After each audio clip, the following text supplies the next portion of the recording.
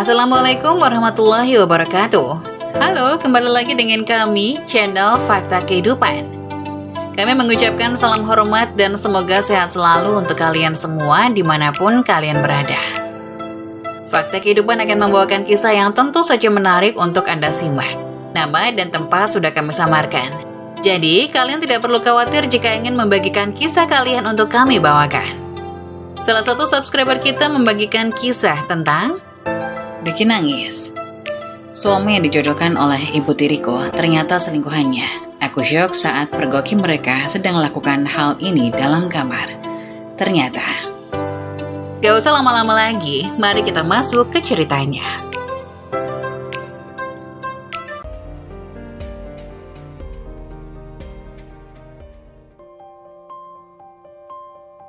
Bikin nangis.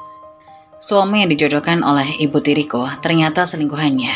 Aku syok saat pergoki mereka sedang melakukan hal ini dalam kamar. Ternyata. Apalagi ini? Ayah melemparkan puluhan lembar surat panggilan dari sekolah ke hadapan Nadia. Itu adalah surat-surat panggilan orang tua yang tak pernah Nadia berikan kepada ayahnya.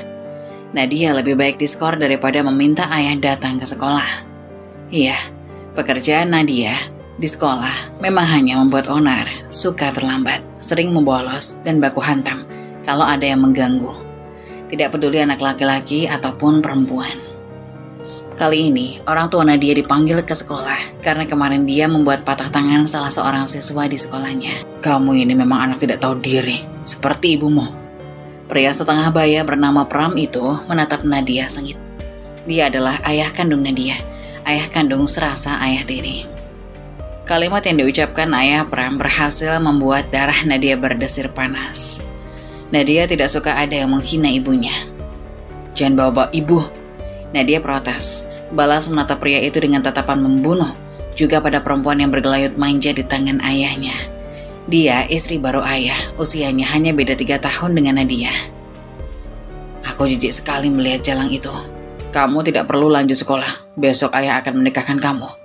Ayah? Protes Nadia tidak terima. Menikah? Apa-apaan ini? Meskipun suka membolos dan membangkang di sekolah, tapi Nadia tidak ingin dipaksa menikah muda. Umurnya baru 17 tahun. Siapa yang mau menjadikan anak SMA seperti ini sebagai istri? Ini mutlak perintah, tidak ada bantahan. Setelah mengatakannya, ayah Wisnu meninggalkan kamar Nadia bersama istrinya. Nadia masih bisa melihat senyuman kemenangan di bibir Tari yang bersatu sebagai ibu tiri Nadia. Ayo berpikir Nadia, ayo berpikir. Desis Nadia mengajak diri sendiri untuk berpikir caranya menyelamatkan diri. Namun buntu, Nadia tidak memiliki jalan keluar. Tarikan napasnya terasa lebih berat saat duduk di samping calon mempelai pria yang sama sekali tidak ia kenal. Seperti ancaman ayah tadi malam, hari ini Nadia benar-benar dinikahkan dengan pria yang memiliki wajah dingin dan menyeramkan, meskipun tampan. Kedua tangan Nadia bergetar dalam genggaman, menahan rasa cemas dan takut akan masa depannya bersama pria ini. Om yakin mau nikah sama aku? Nadia berbisik pada pria dewasa yang duduk di sampingnya. Suara Nadia terdengar serak. Sehebat apapun menyembunyikan ekspresi, tetap saja ada kekhawatiran. Matanya berkedip pada Pak Penghulu. Mungkin mendengar apa yang Nadia katakan pada Zain, sang mempelai pria.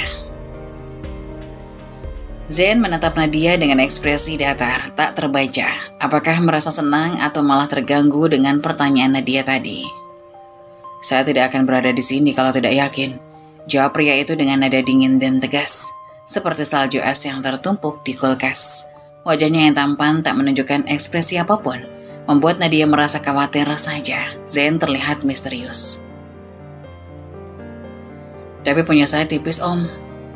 Jawab Nadia sambil membusungkan dada yang jelas tidak terlihat karena tertutup jilbab. Berusaha menunjukkan ketidaksetujuan pada pernikahan ini dengan cara yang bisa dia lakukan. Saya tidak peduli, balas Zain tanpa menatap ke arah Nadia. Nadia berdecak frustasi. Apa yang bisa Nadia lakukan agar bisa menggagalkan rencana pernikahan ini? Nadia masih ingin ke sekolah, kuliah, dan bekerja agar tidak tinggal serumah bersama ayah dan istri barunya. Namun semua angan itu pupus saat ijab kabul terucap. Nadia berusaha menahan air mata yang hendak jatuh. Berusaha untuk tidak terlihat lemah di depan mereka semua. Perasaan takut dan gelisah tidak bisa dibendung lagi. Apa ayah punya hutang sehingga menjadikanku sebagai jaminan? Tanya Nadia dalam hati dengan penuh kekecewaan. Nadia menatap pantulan dirinya di cermin. Setelah selesai akad nikah, Nadia langsung kembali ke kamar.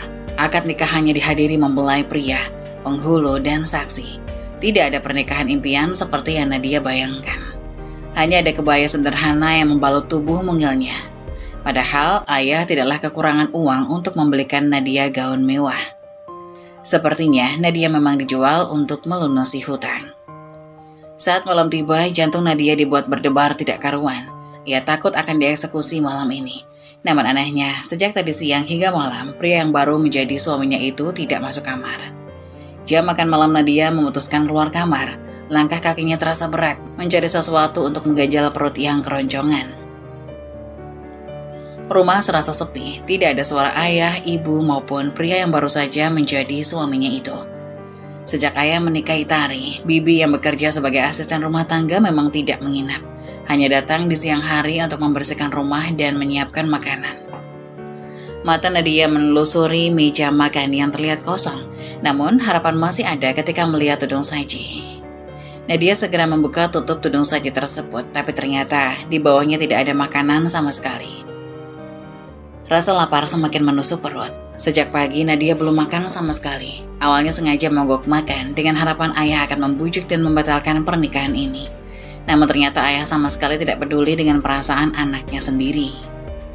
Akhirnya, Nadia memutuskan untuk memesan makanan cepat saji.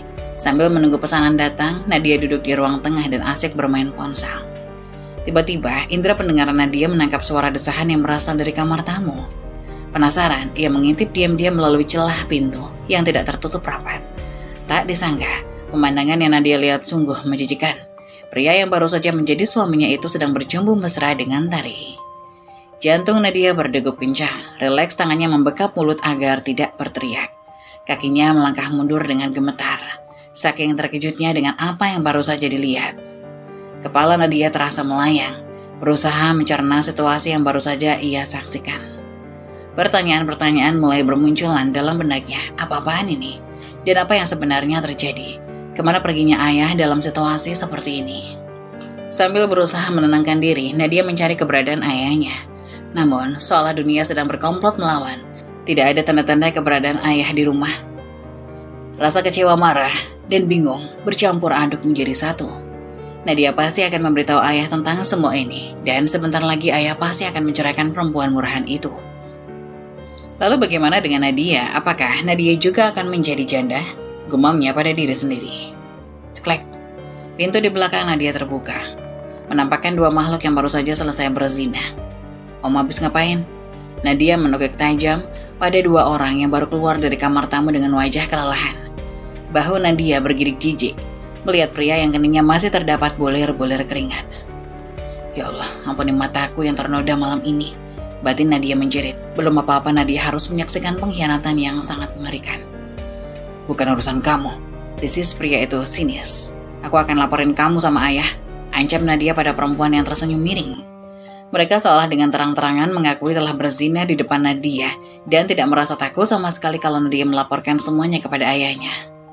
Memang ada yang percaya sama kamu. Tari tertawa iblis lalu melambaikan tangannya pada Nadia dan masuk ke kamar.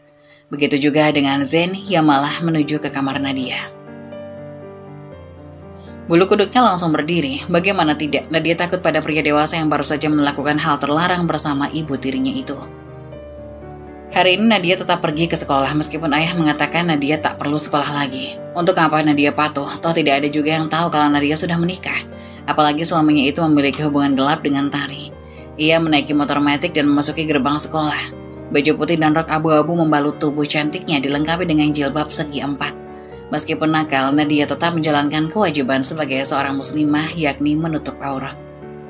Langkah kakinya berjalan riang menuju ke kelas, melupakan masalah di rumah dan masalah-masalah lainnya.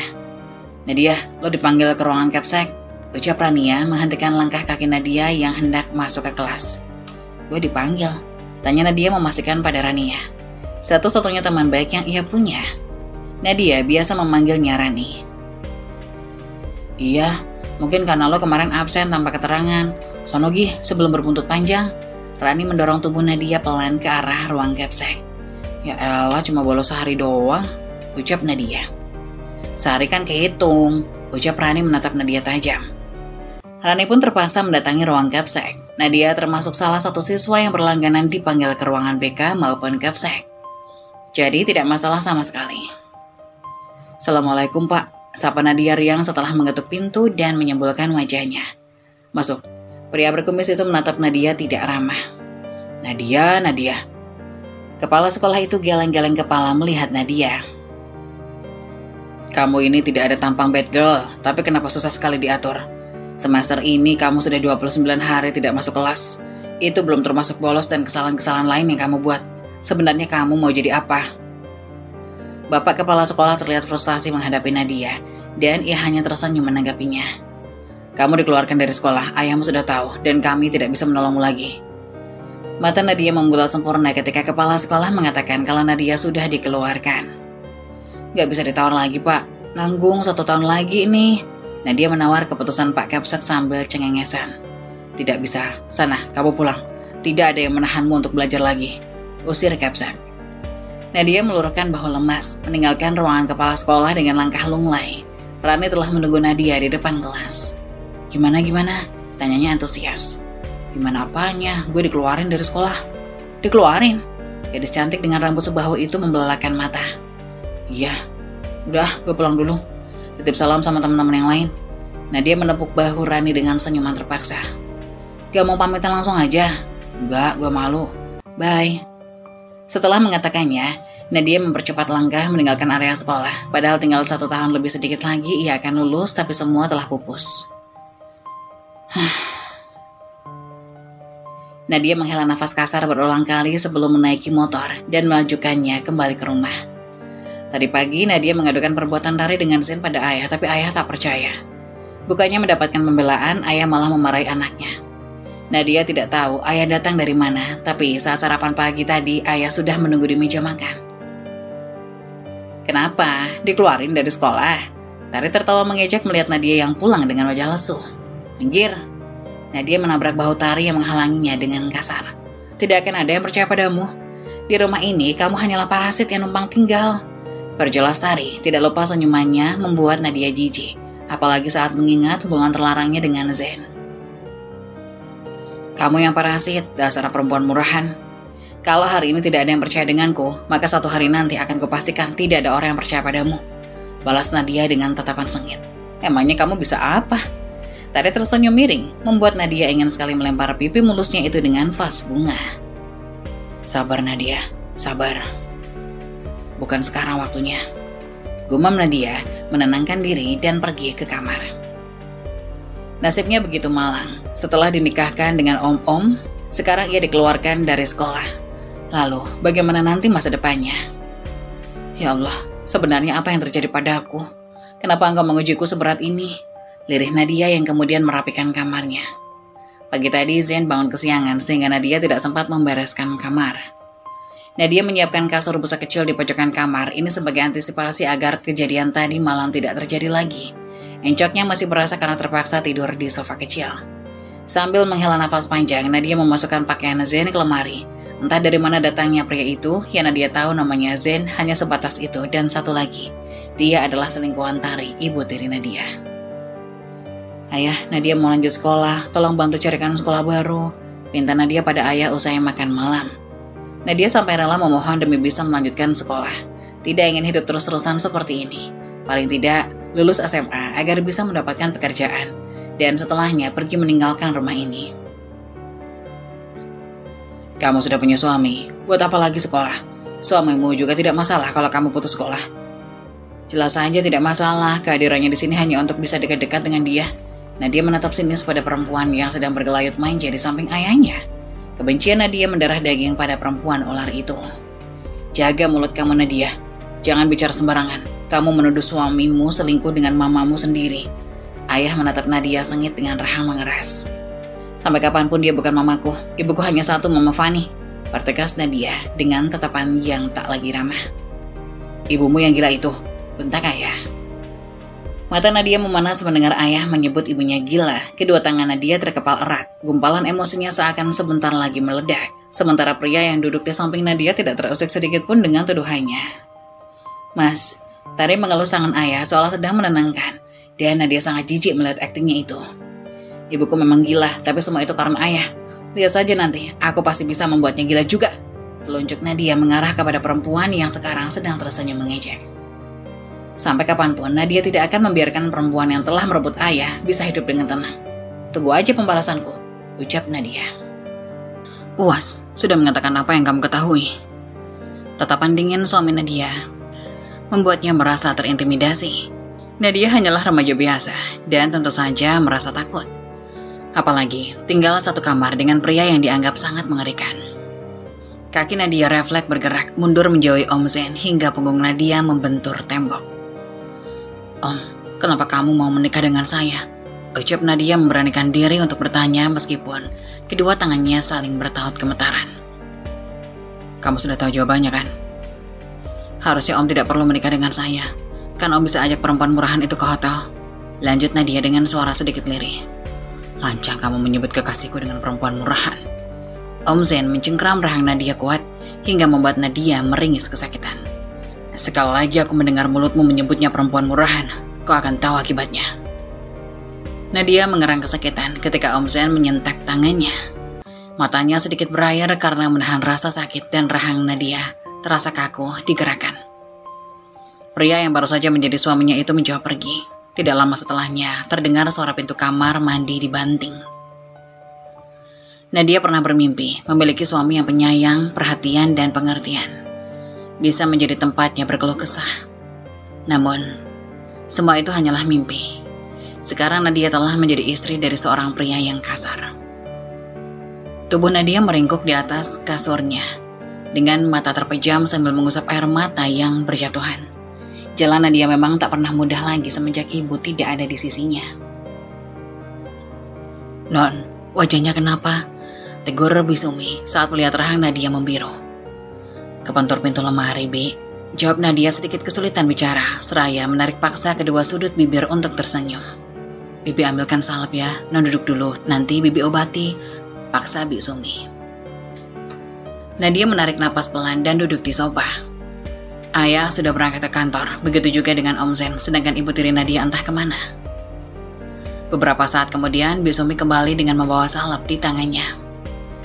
Siapa yang melakukan ini, Non? Bisumi menatap Nadia iba. Mungkin perempuan parubaya itu tidak percaya kalau Nadia terbentur pintu. Gak ada, Bi, beneran, kepentok pintu lemari, jawab Nadia. Jangan bohong, Non, Tuan yang melakukannya ya, desak Bisumi menuntut jawaban dari Nadia. Nadia menggelengkan kepala dan tiba-tiba saja air matanya langsung merembes keluar. Om Zen, Bi, ucap Nadia lirih dengan nada tertunduk. Astagfirullah, Non. Jangan diam saja, Non, bilang sama Tuan. Ucap Bisumi menggebu-gebu. Nampak sekali kalau dia tidak rela melihat Nadia tersakiti. Gak ada gunanya, Bi. Ayah gak akan percaya sama aku. Bisumi ikutan menangis. Menghapus lembut air matanya dan mengoleskan salep dengan perlahan. Nanti kalau kamu disakiti lagi, langsung menghindar, Non. Atau keluar dari kamar. Nasihat Bisumi. Nadia mengangguk kecil. Makasih, Bi. Ucap Nadia terharu karena masih ada yang peduli padanya. Kalau ada apa-apa cerita sama Bibi aja ya, jangan sungkan. Atau kalau Non perlu bantuan, Bibi akan bersedia membantu. Bahkan kalau perlu, melaporkan mereka ke Kak Angga. Ucap Bisumi, membuat Nadia terkekeh kecil kemudian meringis kesakitan. Jangan ketawa dulu, Non. Bisumi refleks membentak Nadia karena khawatir. Padahal dia tidak melawak, tapi Nadia malah tertawa. Non gak sekolah hari ini. Tanyanya kemudian. Aku dikeluarkan, Bi, dari sekolah. Siapa lagi yang bisa diajak bertukar pikiran kalau bukan Bi Sumi? Ya Allah, Non. Bi Sumi mendadak lemas. Kalau Non mau pergi dari sini, Bibi akan bantu. Ibu gimana, Bi? Aku gak punya uang buat biaya rumah sakit ibu kalau pergi dari sini. Nadia sering berpikir ingin meninggalkan rumah ini, bahkan sebelum ayah menikahkannya dengan Om Zen. Namun, Nadia memikirkan ibu yang perlu banyak uang untuk biaya rumah sakit. Ayah tentu saja tidak akan memberi Nadia uang kalau pergi dari rumah. Bi Sumi diam. Tidak bisa membantu apa-apa kalau masalah materi. Bibi nggak perlu mikirin itu. Aku kamar dulu ya, Bi. Pamit Nadia yang kemudian beranjak kembali ke kamar. Nadia tidak bisa tinggal diam. Hari ini kemungkinan rahangnya yang sakit. Besok-besok bisa saja seluruh tubuh Nadia. Kalau diingat, Om Zen laki-laki yang kasar dan ringan tangan. Nadia tidak mau jadi korban KDRT. Setelah ini Nadia berpikir ia tidak boleh terlihat lemah lagi. Apapun yang terjadi harus dilawan, termasuk ayahnya sendiri. Ibu, maafin Nadia karena tidak bisa menjadi anak yang membanggakan buat ibu, ucap Nadia lirih sambil meremas ujung piyamanya. Kamu belum bikin sarapan buat suamimu. Mulai hari ini Bi Sumi tidak kerja di rumah ini lagi. Kamu yang akan menggantikannya melakukan pekerjaan rumah. Tari mengingatkan Nadia dengan seringayan mengejek. Sudah dong, aku udah bikinin sarapan buat suamiku tercinta. Kamu bikin sarapan buat suamimu sendiri. Nadia tersenyum mengejek. Belum apa-apa, perempuan ini sudah seperti ratu. Kamu buatkan juga sarapan buat kami, teriak ibu tirinya itu. Nadia menggedikan bahu, membawa sepiring nasi goreng pucat yang rasanya endolita ke meja makan. Biar suamiku tercinta ini mencobanya, ucap Nadia. Cih, suami tercinta. Nadia jijik sekali mengatakannya. Ayah dan Om Zen sedang duduk di meja makan, namun tidak ada hidangan apa-apa di atas meja. Ayah, aku cuma bikin sepiring nasi goreng khusus suamiku. Jadi ayah minta buatin sama istri ayah sendiri aja sarapannya, ucap Nadia enteng. Sebenarnya ini nasi goreng untuk dirinya sendiri, tapi karena drama pagi ini tentang sarapan, jadilah Nadia mengalah. Masakan apa ini? Ejek Om Zen pada nasi goreng buatan Nadia. Ini nasi goreng spesial buat Om, bisik Nadia di telinga Om Zen dengan suara centil. Pria itu menatap Nadia tajam karena terlalu dekat dengannya. Nadia malah jadi semakin bersemangat mengganggunya. Cobalah dulu masakan istrimu ini, kalau enak akan aku bikinin setiap hari, bujuk Nadia. Zen tidak mungkin menganiaya Nadia di depan ayahnya kan? Kau ambil ayahku, maka akan aku ambil pacarmu, ucap Nadia riang. Namun hanya dalam hati. Tidak ada pembalasan yang paling setimpal selain membuat Om tampan ini bertekuk lutut pada Nadia. Kini, Nadia akan tunjukkan kalau sampai kapanpun Tari tidak akan pernah mengalahkan Nadia. Mas, Nadia nggak mau masak. Aku kan nggak bisa menggunakan peralatan dapur. Nanti tanganku lecet. Produserku nanti ngomel. Tari mengadu-ngadu pada ayah, dan Nadia hanya memutar bola mata dengan jijik. Nadia, mulai hari ini kamu yang bertanggung jawab dengan seluruh pekerjaan rumah. Apa? Ayah menyuruhku jadi pembantu? Nadia berdecak. Kapan ayahnya pernah membelanya sejak kehadiran perempuan ular ini? Bukan pembantu, cuma membersihkan dan masak di rumah. Kan untuk suamimu juga. Tari tersenyum penuh kemenangan pada Nadia. Nadia balas tersenyum mengejek. Apakah Nadia akan kalah di babak pertama? Tentu tidak. Aku tidak mau. Tinggal pekerjakan Bi Sumi lagi, apa susahnya sih? Ayah sudah memutus rezeki orang tanpa alasan. Itu zalim namanya. Apa sekarang ayah sudah miskin, jadi tidak bisa bayar Bi Sumi lagi? Menurutku, kalau ayah sudah tidak mampu bayar Bi Sumi, suamiku mampu. Gaji Bi Sumi tidak semahal harga jas ini. Tangannya dia mengusap-ngusap kerah jas Om Zen. Mataku melirik ke arah Tari yang seperti ingin menerkam Nadia. Baru segini saja sudah kepanasan. Ini hanyalah permulaan. Bagaimana Om? Apa Om tidak mampu bayar Bi Sumi? Bibir Nadia tersenyum manis pada Om Zen yang sedang menahan emosi. Nadia sudah bertekad menaklukkan pria dewasa ini, jadi tidak boleh setengah-setengah. Setelah berhasil, maka Nadia akan mencampakkannya seperti ayah mencampakkan ibunya karena Tari. Tentu saja mampu, Om Zen berucap. Wajahnya tanpa ekspresi itu semakin mengerikan saja. Namun Nadia tidak takut, Nadia sudah terlanjur memiliki tekad untuk balas dendam. Terima kasih Om, ucap Nadia lalu mengecup pipinya. Biar saja, terlihat murahan. Dia kan sudah sah jadi suamiku, jadi halal-halal saja. Ada dua orang di ruangan ini wajahnya mengeras, Om Zen dan ibu tiriku. Namun sekali lagi, aku tidak peduli, ucap Nadia dalam hati. Jadi sekarang masalahnya udah clear ayah. Buat pagi ini aku akan berbaik hati membelikan ayah nasi kuning baklis. Tunggu sebentar ya. Setelah mengatakannya, Nadia berlari ke lantai 2 tempat di mana kamarnya berada. Mengambil kunci motor, dompet, dan sweater. Om Zen tidak mungkin tidak marah pada Nadia gara-gara pagi ini. Tapi Nadia akan menghadapinya. Ia tidak akan mengalah pada siapapun. Akan Nadia tunjukkan siapa Nadia Kusumawati ini. Kalau perlu, karir model Tari akan dihancurkannya bersamaan dengan hancurnya hubungan wanita ular itu dengan ayah dan Om Zen. Mbak, nasi kuningnya 2 bungkus ya, lauknya double, pinta Nadia. Aku membeli nasi kuning untuk sarapan ayah di warung baklis depan komplek. Sengaja hanya membeli 2 bungkus, 1 untuk dirinya dan 1 lagi untuk ayah.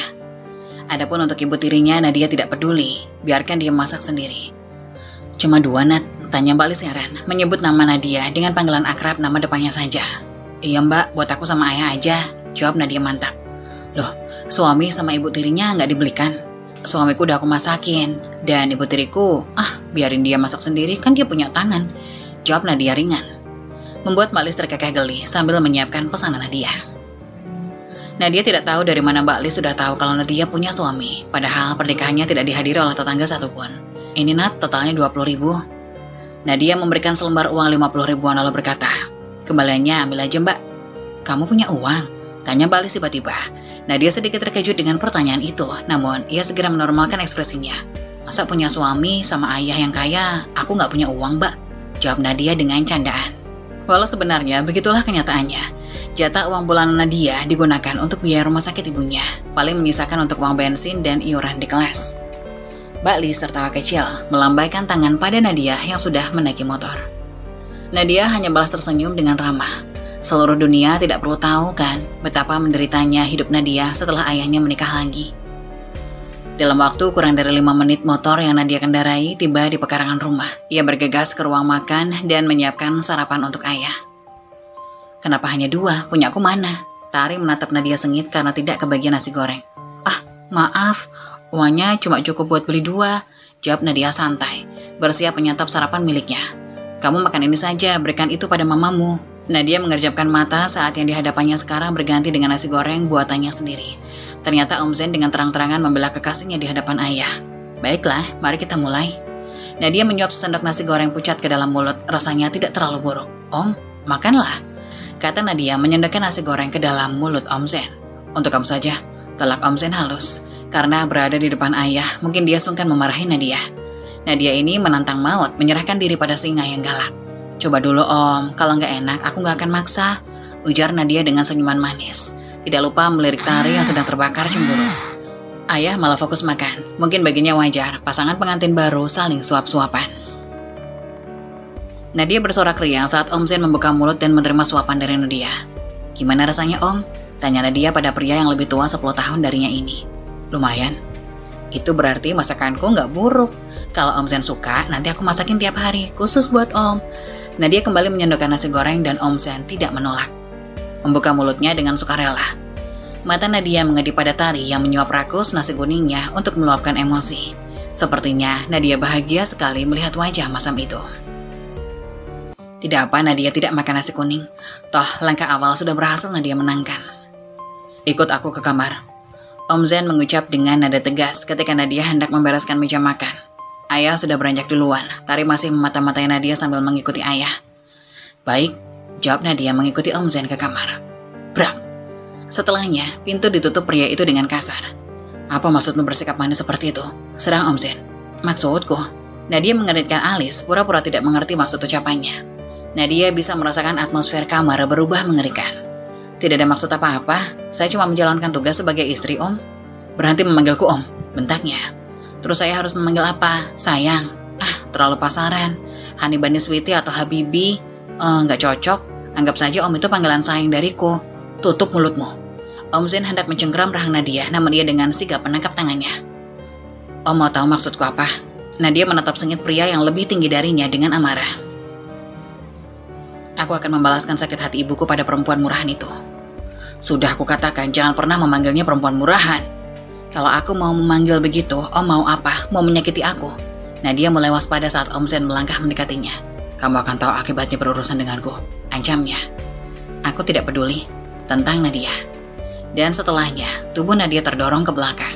Untung Nadia sudah menyiapkan diri, ia membalas menyentak tangan Om Zen yang hendak membanting tubuhnya. Meskipun tenaga Nadia jauh lebih kecil, namun ia masih bisa melakukan perlawanan.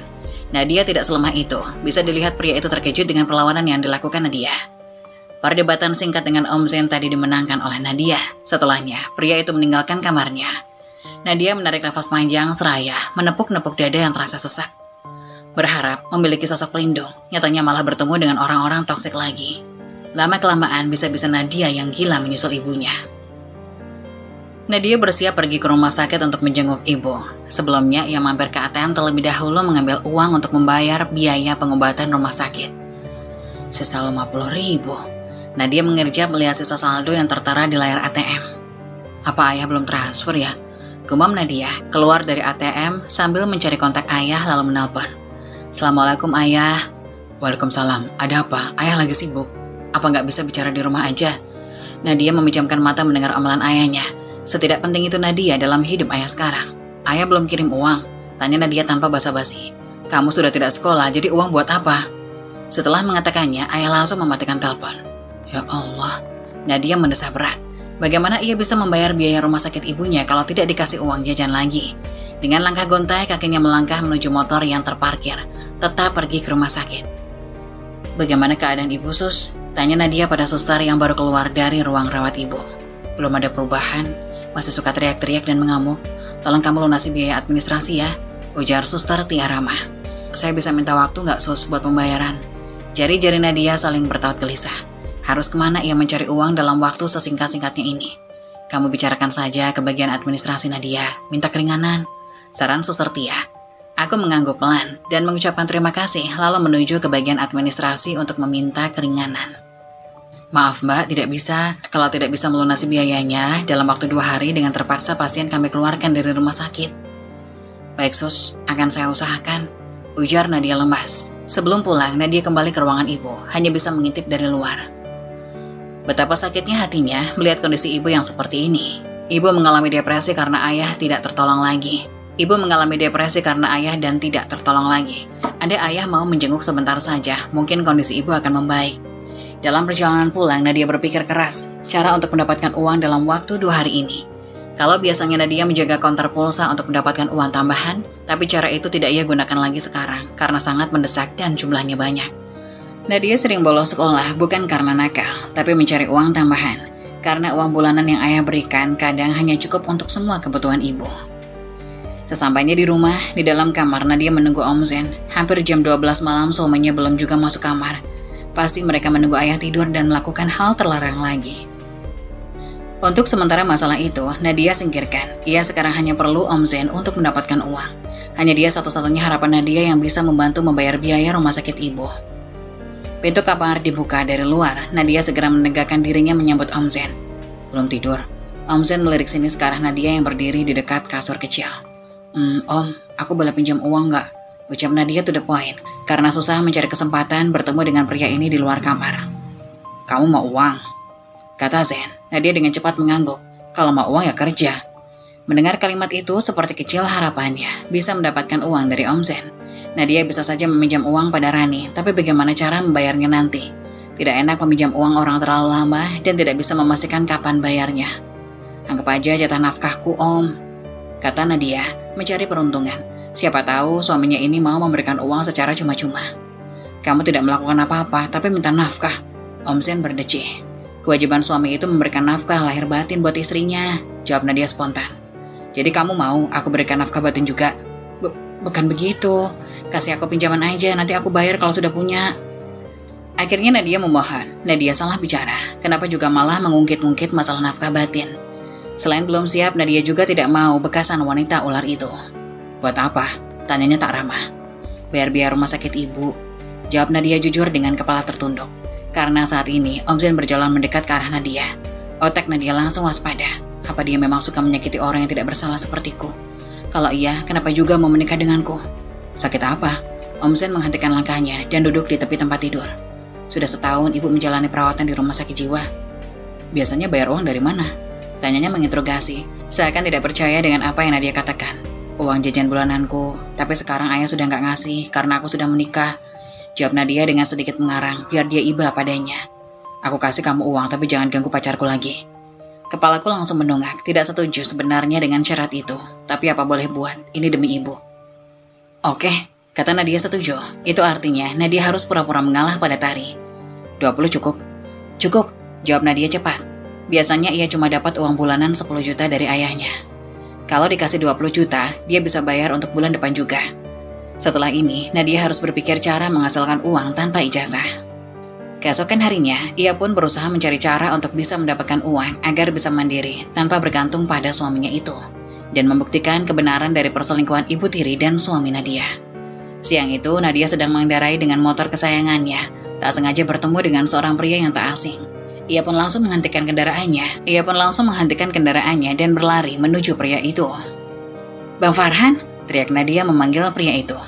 Nadia, ucap Farhan. Mereka pun langsung berpelukan melepas rindu yang selama ini dipendam. Farhan adalah kakak dari Nadia yang telah lama pergi karena diusir sang ayah dari rumah. Farhan yang pertama kali mengetahui bahwa ayahnya berselingkuh dengan Tari. Karena ayahnya tak terima perselingkuhannya diketahui istrinya, maka ayahnya pun mengusir Farhan agar sang istri tak mengetahui perselingkuhannya. Tapi tak berapa lama sang ibu melihat dengan mata kepalanya sendiri bahwa ayah Farhan dan Nadia sedang bermesraan di sebuah tempat karaoke, sehingga sang ibu menjadi gila. "Abang kemana aja? Aku butuh abang sekarang, aku..." Tanpa melanjutkan perkataannya, Nadia tak tahan lagi membendung tangisnya. "Kamu kenapa nangis? Ada masalah apa?" tanya Farhan. Kemudian Nadia pun menceritakan semua keburukan ayahnya dan juga keburukan ibu tirinya itu. Ia pun memberitahu bahwa ia telah dinikahkan oleh ayahnya. "Sekarang Nadia lagi cari kerja. Nadia nggak mau bergantung sama keluarga toksik itu, Bang." "Ya sudah, gimana kamu ikut abang aja, kita kerja sama mulai usaha bareng." Setelah diusir ayahnya, ternyata Farhan ahli dalam bidang fotografer. Ia pun mengembangkan karyanya dengan memotret alam dan diedit seestetik mungkin dengan menjual karyanya melalui aplikasi. Sehingga kini Farhan bisa hidup mandiri. "Usaha apa bang yang aku bisa?" tanya Nadia. "Gini aja, kamu jadi model. Kamu juga cantik, bisa jadi model hijabers. Nanti biar abang edit seestetik mungkin." "Tapi aku gak bisa pose yang bagus bang." "Tenang aja, nanti abang yang arahin. Gimana? Setuju?" "Setuju," jawab Nadia dengan antusias. "Oke, tapi kamu nggak bisa kabur gitu aja dari rumah. Kamu harus cari cara bagaimana supaya sifat buruk Tari itu terbongkar. Jadi kita bisa ketemuan di galeri abang yang gak jauh dari Cafe Merli, yang ada di sekitar alun-alun. Kita mulainya sesempatnya kamu aja ya." Oke bang." "Oke kalau begitu, abang minta nomor WA kamu, biar kita bisa chattingan. Dan kalau ada apa-apa, kamu bisa kabarin abang," ucap Farhan sambil memegang handphonenya. Sesampainya di rumah, ia langsung berperilaku seperti biasanya. Suaminya sudah sampai di rumah, untung saja suaminya tidak marah ketika ia pulang istrinya tidak ada. Ya wajar saja, suaminya cari ibu tirinya, bukan si Nadia. Jangankan dicari, peduli saja tidak dengan Nadia. "Om, besok aku mau keluar ya," kata Nadia pada suaminya itu. "Mau kemana? Emangnya ada acara?" "Ya enggak sih, aku bosan aja di rumah. Aku pengen cari kegiatan di luar," jawab Nadia. "Ya udah, terserah kamu aja," kata suaminya cuek. Benar, Nadia ingin cepat-cepat menyelesaikan urusan ini. Ia sudah tidak betah lagi hidup bersama pria tua yang hanya peduli dengan ibu tirinya itu. Apa artinya pernikahan ini kalau tidak didasari dengan rasa cinta? Pernikahan ini tercipta karena kepentingan terselubung antara ibu tirinya dan pria tua yang sekarang menjadi suaminya. "Ya sudah, kalau besok om pulang aku nggak ada, jangan tanya aku kemana, karena sekarang aku udah izin," kata Nadia. Namun perkataannya tidak dijawab sama sekali oleh suaminya itu. Pagi hari setelah suami Nadia itu pergi berangkat kerja dan rumah dalam keadaan kosong dan sepi karena ibu tiri dan ayahnya pun sedang pergi, Nadia pun berencana hari ini akan bertemu dengan kakaknya Farhan. Karena kemarin kakaknya itu menawarinya sebuah pekerjaan. Nadia ditawari menjadi model fotografer. Setelah sampai di sana, nanti aku akan langsung masuk ke dalam ruangan kakak. Ternyata Nadia sudah ditunggu oleh Farhan dan beberapa tim yang bekerja sama dengan kakaknya. "Kenalkan, ini namanya Nadia, dia adalah adikku. Sekarang dia akan menjadi model kita untuk beberapa season foto estetik. Nadia, ini perkenalkan tim fotografer yang akan bantu kita dalam pengambilan foto," kata Farhan kepada Nadia. "Jadi sekarang apa tugasku kak?"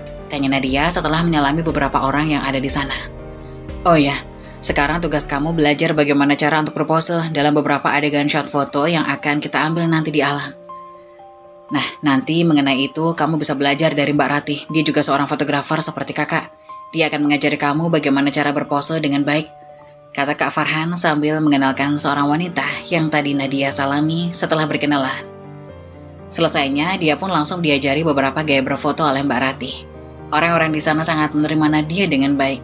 Di samping dia adalah adik dari Farhan yang notabene adalah bos di sana.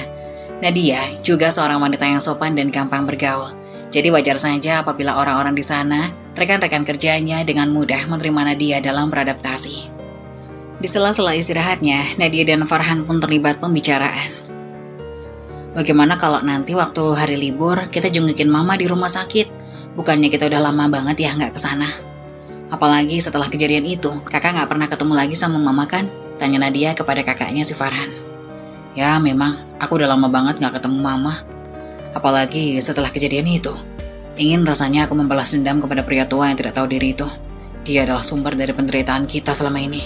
Terutama penderitaan mama, sampai-sampai mama gak kuat mentalnya," kata Farhan yang seakan-akan menyalahkan ayahnya itu.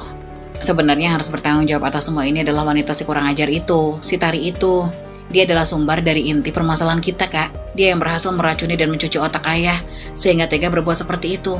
Jika bukan karena dia, mungkin keluarga kita masih utuh dan bahagia seperti dulu, kata Nadia dan menyalahkan ibu tirinya. Ingin rasanya aku balas semua yang sudah terjadi. Tapi bagaimana caranya? Satu-satunya momen yang tahu bagaimana suasana di dalam rumah adalah kamu, Nadia. Kita bisa aja sih balas semuanya. Sudah membongkar keburukan si ibu tiri itu. Kalau saja kita mau bekerja sama, kata Farhan. Perkataannya itu membuat Nadia sedikit agak serius. Maksud kakak, kita bisa membalas semuanya. Gimana caranya, Kak? Tanya dia antusias. Masalah itu kita bicarakan nanti aja. Asal kamu mau. Tentu saja aku mau, Kak. Aku sudah menjadi korban atas kekejaman wanita itu. Bahkan ibu sampai harus masuk rumah sakit jiwa. Jelas apapun akan aku lakukan untuk membalasnya, kata Nadia semangat. Ya sudah, kita akan bicarakan semua ini setelah kita menjenguk Mama di rumah sakit besok, kata Farhan memberi arahan. Malam pun tiba, saatnya Nadia masuk ke dalam rumah. Suaminya sedang makan malam bersama ibu tiri dan ayahnya. Mencoba saja dan tidak peduli dengan semuanya, ia masuk begitu saja melewati mereka. Dari mana saja kamu, Nadia? Apa kamu gak lihat jam berapa ini? Aku pergi keluar, Pak. Aku udah izin kok sama suamiku kalau aku mau keluar dan pulang malam, kata Nadia menjawab pertanyaan ayahnya. Sontak, sorot mata ayah dan ibu tirinya pun langsung menuju ke arah suami Nadia itu. Suami Nadia sedikit merasa tidak enak dan sedikit gugup.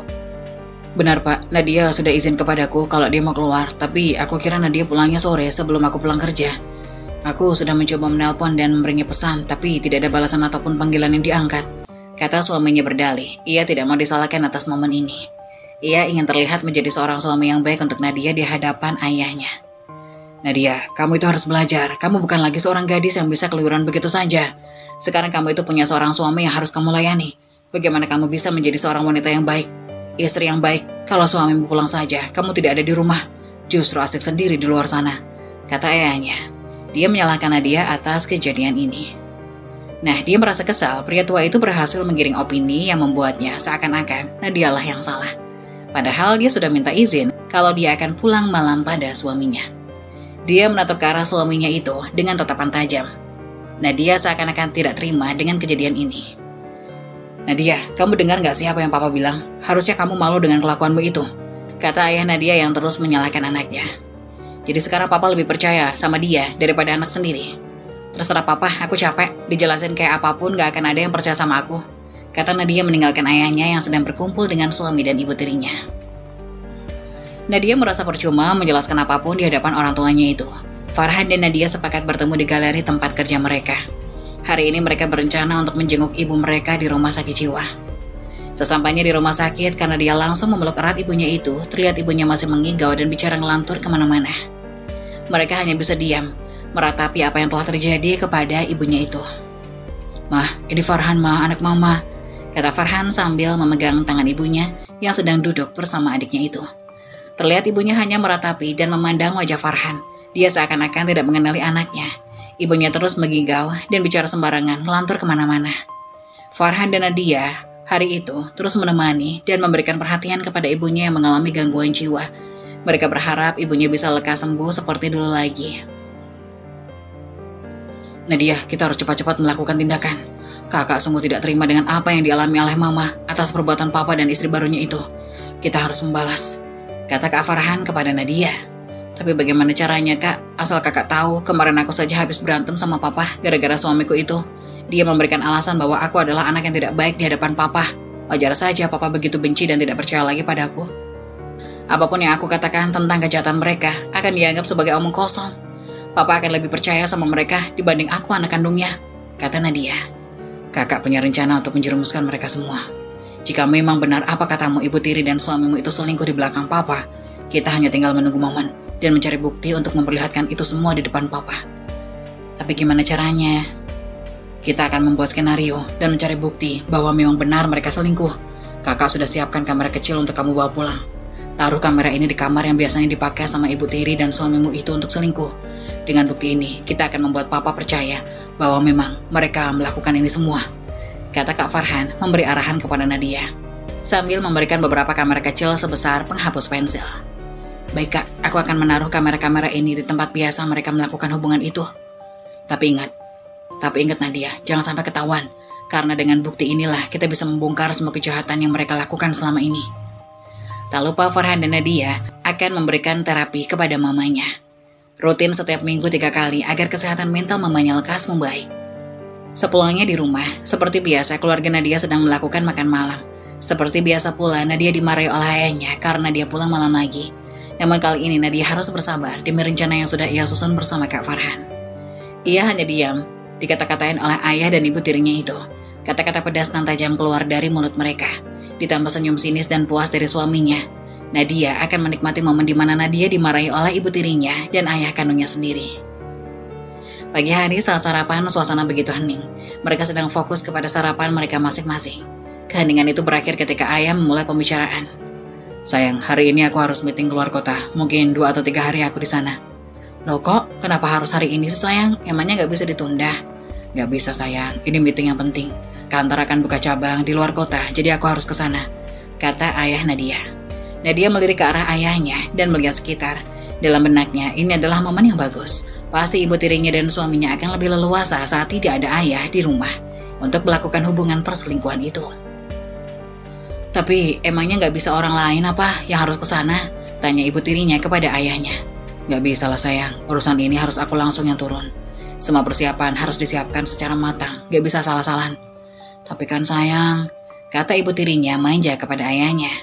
Ia seakan-akan tidak rela ditinggal oleh ayahnya itu. Padahal dalam pikiran Nadia, ibu tirinya pasti bahagia saat ditinggal oleh ayahnya. Jelas saja dia akan lebih leluasa melakukan apapun di rumah ini dengan perselingkuhannya itu. Sudahlah sayang, kamu tenang aja. 3 hari itu gak lama kok. Soalnya, Nadia, kamu pasti akan jadi anak yang baik kan di sini. Kamu harus nurut sama ibumu ya, dan suamimu. Papa gak mau tahu. Papa tidak mau dengar saat kamu melakukan hal yang tidak-tidak saat Papa berada di luar kota. Pesan ayah Nadia. Nadia hanya diam saja sambil mengangkat jempolnya. Ia mengisyaratkan bahwasannya ayahnya tidak perlu khawatir. Ia akan bertingkah baik saat ayahnya tidak ada di rumah. Setelah momen itu, terlihat lirikan ibu tirinya bersama suaminya saling beradu. Seakan-akan memberi tanda bahwa ini adalah momen yang bagus bagi mereka. Saat ayah dan suaminya pergi berangkat kerja, tak lama ibu tirinya pun pergi. Ibu tirinya bilang kalau dia akan bertemu teman-teman arisannya dan sekarang keadaan rumah pun sepi. Hanya tinggal beberapa pembantu yang sedang asik beres-beres di dapur. Dia segera menjalankan rencananya. Nadia menaruh kamera di tempat-tempat yang berpotensi suami dan ibunya melakukan hubungan terlarang. Seperti di depan TV, di dalam kamar, ataupun di halaman belakang dekat dengan kolam renang. Dan selama itu, Nadia tetap menjalankan profesinya sebagai model di tempat Kak Farhan.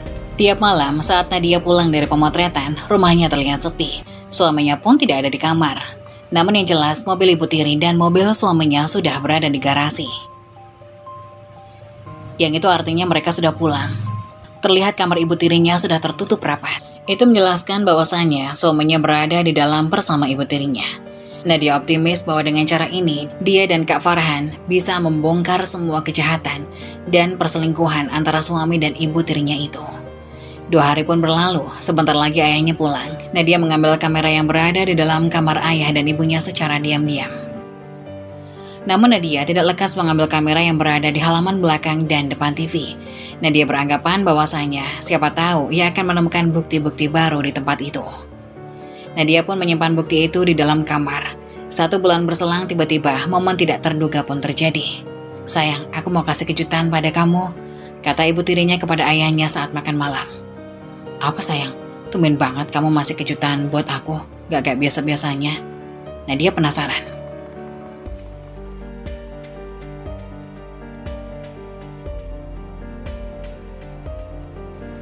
Sayang, aku tahu pasti kamu akan bahagia dengar kabar ini. Emangnya apa sih? Kamu jangan bikin aku penasaran. Nadia dan suaminya pasti juga ingin tahu, emangnya apa yang pengen kamu kasih?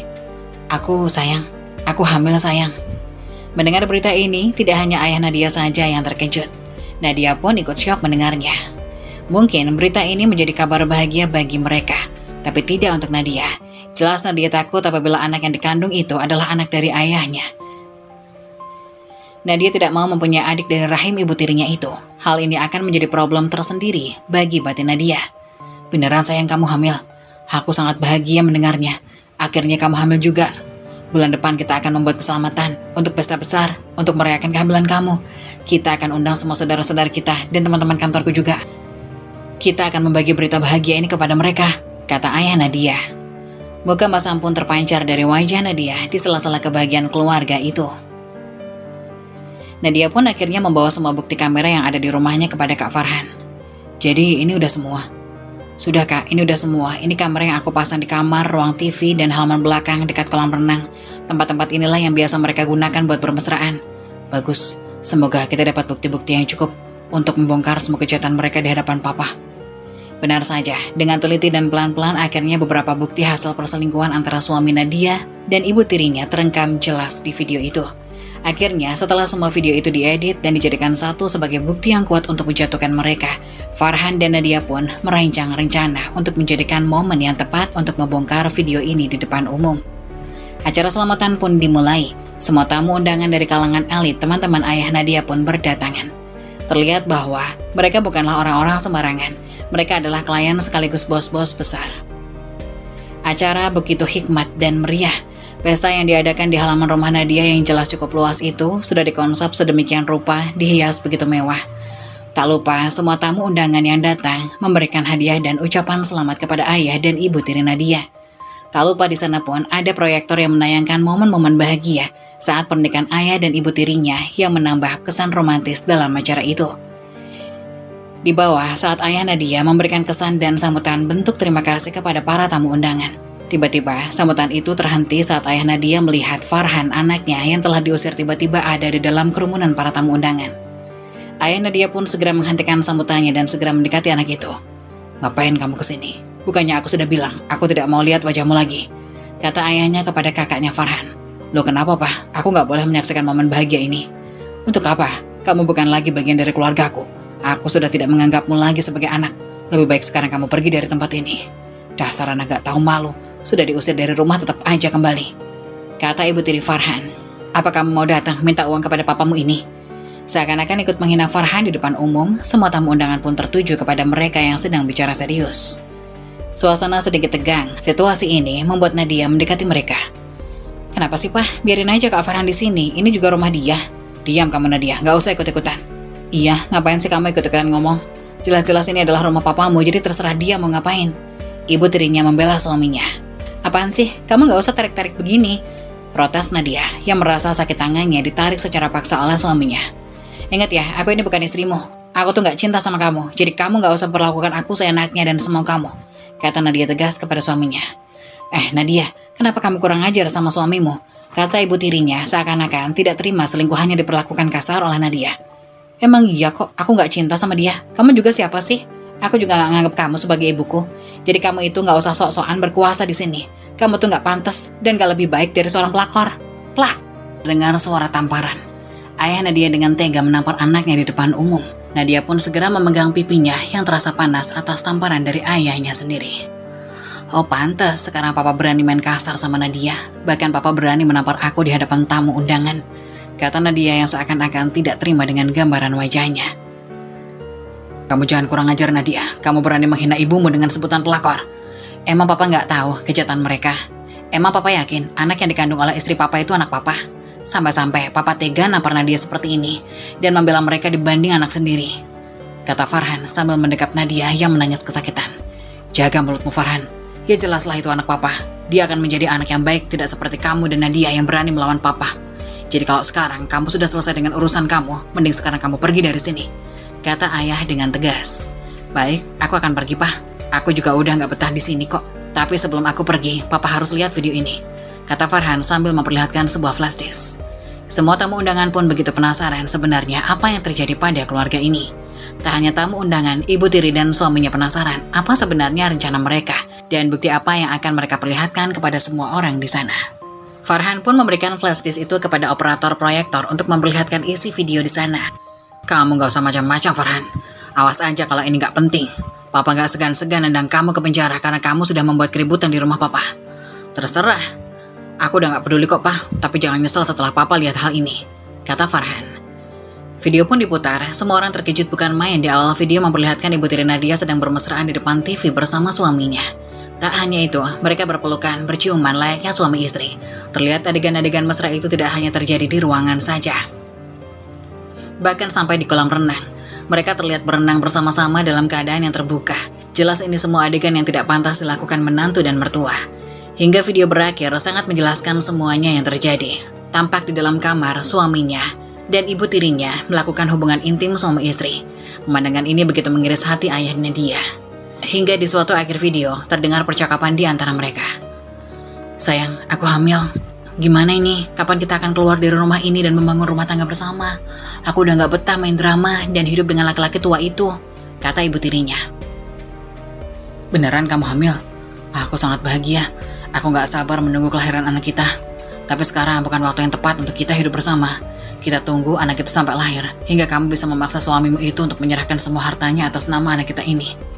Setelah semua hartanya kita berhasil kuasai, kamu tendang saja suamimu itu dan anaknya si Nadia.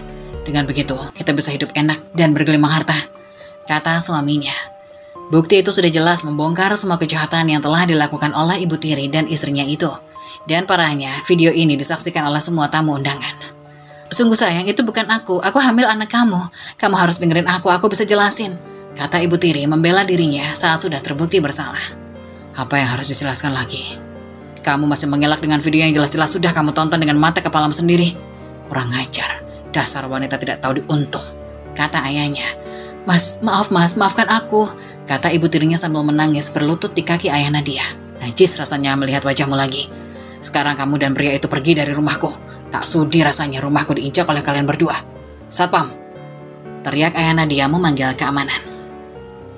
"Usir mereka dari rumahku. Jangan biarkan mereka membawa barang apapun dari rumah ini," kata ayahnya. Dia mengusir istri dan menantunya. Keadaan begitu kalut, semua tamu undangan begitu syok dan bingung. Acara yang begitu sakral berubah menjadi dramatis setelah semua kejahatan ibu tiri dan suaminya terbongkar. Malu yang luar biasa dirasakan oleh ayah Nadia. Semua tamu undangan yang notabene orang-orang penting. Semuanya asik membicarakan tentang keluarga ayah Nadia. Setelah 1 bulan kejadian itu, keadaan begitu berubah. Ayah Nadia kini mengalami krisis pada perusahaannya, ini akibat kejadian tempo lalu. Semua investor dan rekan bisnisnya sudah tidak lagi percaya kepada ayahnya. Bisnisnya hampir bangkrut karena sepi peminat. Ayah Nadia hampir dibuat gila akibat stres, menanggung rasa malu, ditipu oleh istri barunya, dan bahkan bisnisnya pun hampir hancur. Nasib ibu tirinya pun tak kalah ironis. Ia tengah hamil, selingkuhannya tidak mau bertanggung jawab dengan alasan tidak mau mempunyai beban seorang anak. Kini hidupnya dicampakkan oleh selingkuhannya, terlantar menjadi gembel di jalan. Nadia dan Farhan pun mulai hidup yang baru. Bisnis fotografer mereka kian melesat dan sukses. Banyak keuntungan yang didapatkan dari pekerjaan mereka. Hingga dari foto-foto itu, banyak perusahaan-perusahaan yang tertarik bekerja sama, membuat iklan dari jasa foto-foto di galeri Farhan. Kesehatan mental ibunya pun kian membaik. Lambat laun ia mulai mengenali anak-anaknya dan dapat berkomunikasi. Mungkin dengan berjalannya waktu, kesehatan ibu Nadia akan pulih kembali seperti dulu.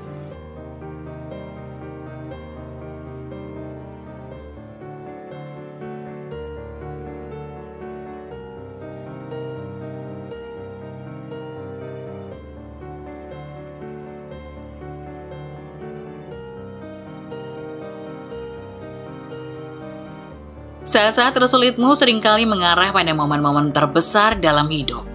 Teruskan, situasi sulit pada akhirnya membangun orang yang kuat. Mengeluh tidak akan pernah bisa memperbaiki keadaan. Bersemangatlah dalam menjalani hidupmu dengan ikhlas dan kesabaran. Begitulah kisah dari salah satu subscriber kita. Semoga kita dapat mengambil hikmah dan nilai-nilai penting yang bisa kita jadikan contoh pada kehidupan kita sehari-hari. Bagi kalian yang ingin memberikan kritik dan saran yang membangun, kalian bisa tuliskan di kolom komentar. Kalian juga bisa membagikan kisah kalian untuk kami bawakan lewat nomor yang ada di kolom deskripsi. Jangan lupa tetap dukung channel kami dengan cara like, komen, dan subscribe, serta tunggu video-video selanjutnya. Sekian dari saya, terima kasih. Wassalamualaikum warahmatullahi wabarakatuh.